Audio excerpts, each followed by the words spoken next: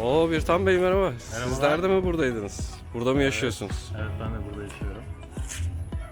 Şöyle evi de alayım. Aylık ne kadar kira verdiğinizi öğrenebilir miyim? Çok bir şey değil ya, İstanbul'da 1+1 ev fiyatına.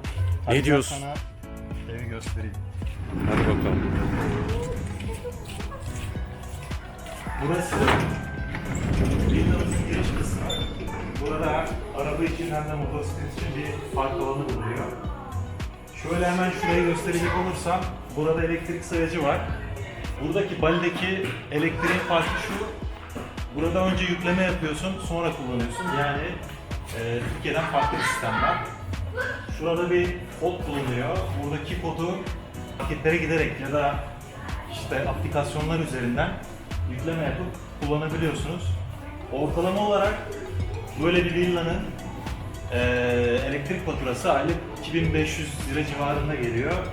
İşte bunun gelmesinin temel sebebi de aslında 2 odada klima bulunuyor ve klimalar geceleyin çalıştığı için de bundan dolayı geliyor. Ama ekstra olarak havuz ve yukarıda da su pompası olduğu için su deposu aynı zamanda onlar da çalışıyor. Hemen şimdi ilk katı gösterelim.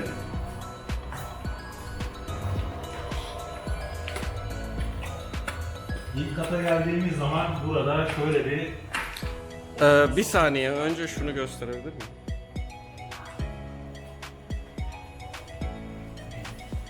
Evet böyle bir manzarada. evet. Yani böyle bir teras manzarası özellikle Çamlı ve Seminyer bölgesinde bulmak çok zor. Gerçekten çok güzel bir manzarası var. Burada hemen bizi bir oturma salonu karşılıyor. Aynı zamanda şöyle bir smart TV'miz var. Buradan film izleyebilirsiniz. Şuraya geldiğimiz zaman da burada da böyle bir kişisel bir havuz bulunuyor. Özellikle gündüz vakitleri body çok sıcak olduğu için burada serinleyebilirsiniz. Bu arada bu villayı size daha önceki videolarda göstermiştim.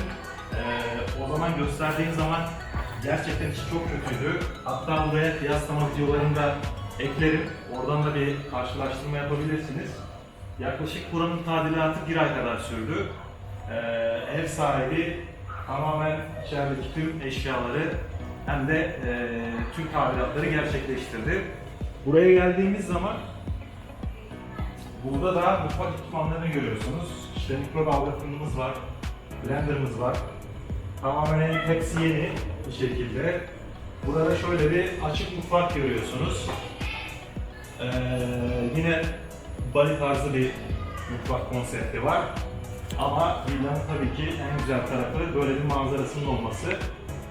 Villa 3 kattan oluşuyor. Bu gördüğünüz kısım ilk kattı. Hadi şimdi ikinci kata gidelim.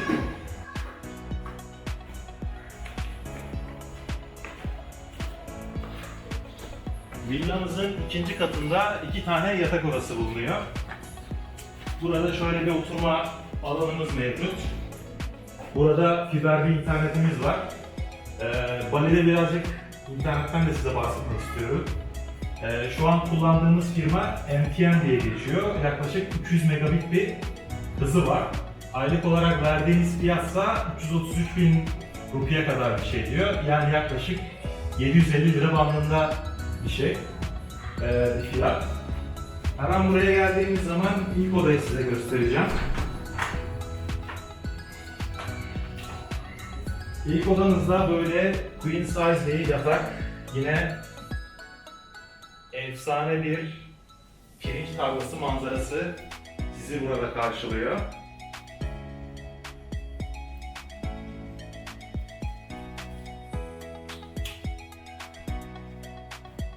Yine burada bir gardırobumuz mevcut. Burada da kişisel banyo ve tuvalet mevcut. Hemen ikinci odaya geçelim. Burası da ikinci odamız.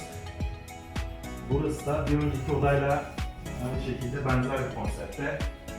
Yine burada çok güzel bir pirinç tarlası manzarası görüyorsunuz. Queen size yatağımız var. Burada klimamız mevcut. Yine aynı şekilde burada da özel bir banyo ve tuvalet mevcut. Şimdi size villanın en güzel kısmını göstereceğim.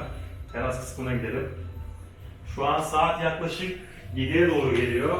Gün batımının olduğu bir zaman.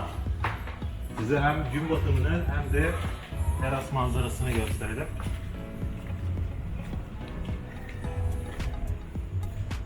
Gördüğünüz gibi teras 360 derece panoramik bir manzaraya sahip. Hemen şöyle bu tarafa geldiğimiz zaman gün batımı manzarasını görüyorsunuz. Aynı zamanda okyanus da bu tarafta oluyor. Sahile yaklaşık 7 dakika mesafede. Lokasyon olarak da Canggu ve Seminyak tam ortasında çok stratejik bir lokasyonda bulunuyor aslında. Buraya geldiğimiz zaman burada böyle oturup keyif yapabileceğiniz bir koltuğumuz var. Burada yine olmazsa olmaz bir mangalımız var barbeküler için. Buradan da şöyle tüm pirinç tarlası manzarasını görebiliyorsunuz.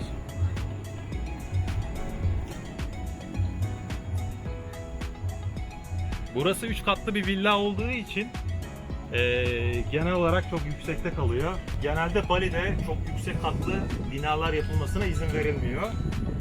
Burada bina yaparken aslında yükseklik olarak şuna bakıyorlar. Etrafta bulunan en yüksek palmiye ağacını baz alıyorlar. Şuraya bakarsanız şurada bir palmiye ağacı var.